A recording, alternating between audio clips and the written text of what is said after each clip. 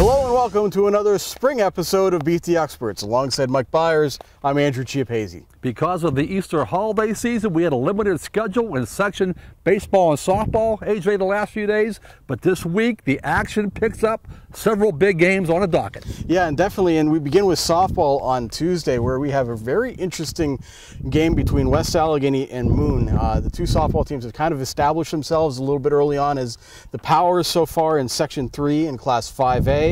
Both are undefeated so far. West Allegheny is 8-0, 2-0 in section play. Moon is 6-0.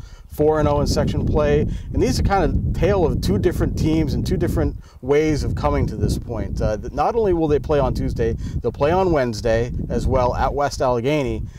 And West Allegheny is a team that I think many of us expected to be pretty good this year.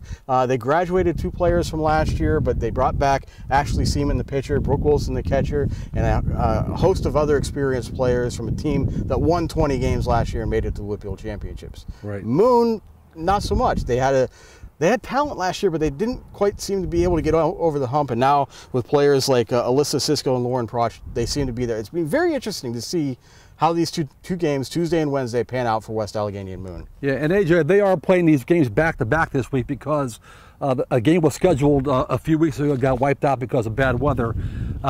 West Allegheny, of course, went down to Myrtle Beach and played in the Cal Ripken experience, played 6 games down there.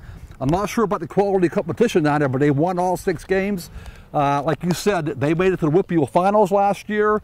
We knew they'd be good this year, and they are. So I'm looking forward to Tuesday and Wednesday's game to see which one of these teams is the better. Speaking of unbeaten softball teams, Mike, Southside is off to an unbeaten start so far. The Rams are 5-0. All of their wins so far have come in section play, but they will put that to the test when they play Laurel on Tuesday. That's a road game for Southside. And the Spartans are 5-1, 3-1 in section play. That one loss came to Southside. Decent game, 4-1 loss. Be very interesting to see how Southside handles playing Laurel for the second time around. I wasn't sure what to make of Southside this year. They lost Connor McGaffick, star player last year, excellent power hitter and overall hitter. And I wasn't sure how they were going to handle having that gap in their lineup, but they've been perfect so far with McKenna Smith on the mound and players like Hunter Hand still back. And I think reclassification has helped out a little bit too, because they no longer have to play Avonworth and Burgettstown, two teams that they struggled with in the past. So this might be Southside's year to make a little bit of a run. AJ, a couple of things here. Not only did they lose Connor McGaffick, Southside, also Tony Iacovella, who was a very good third baseman, a very good hitter. But again, they have some key players back. And you know, AJ, over the last 8.5 years, the Beaver County area team with the most victories is Southside. I believe they have 118 wins over that time. Riverside is right behind them with 115, I believe. But Southside has made the playoffs every year since 2008.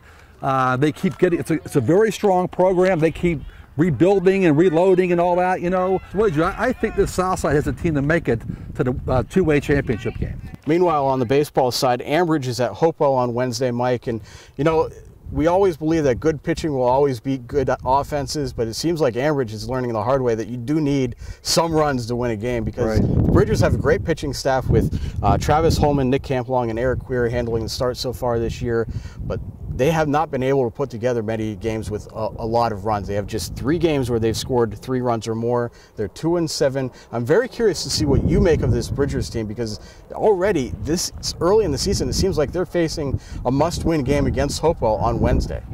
I will say this, AJ, they have won their last 2 section games. If they win this game, they'll be 3-3 in a section. And in that section right now, we have 2 teams, Beaver and South Fayette at 3-2. Behind Blackhawk, who's 5-0, and then 4 teams that are 2-3, including Hopewell and Ambridge.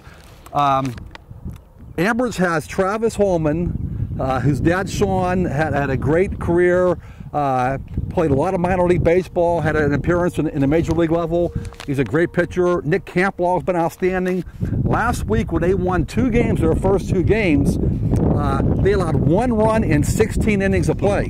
Nick Camplong won a game 1-0 against Quaker Valley, pitched 9 innings in that game, somehow managed to stay below the 100 pitch count. But this will be an interesting game at Hopewell, because Ambridge has a great pitching staff. They don't hit the ball very well. Hopewell has one of the youngest teams ever in the program's history. a must win for both of those teams. Be very interesting. We're just getting started with baseball and softball season, so keep track of all these scores on timesonline.com. And join us at noon Thursday for the latest edition of Game On the Record. So for Mike Bires, I'm Andrew Chiappazzi. That does it for now. We'll see you soon.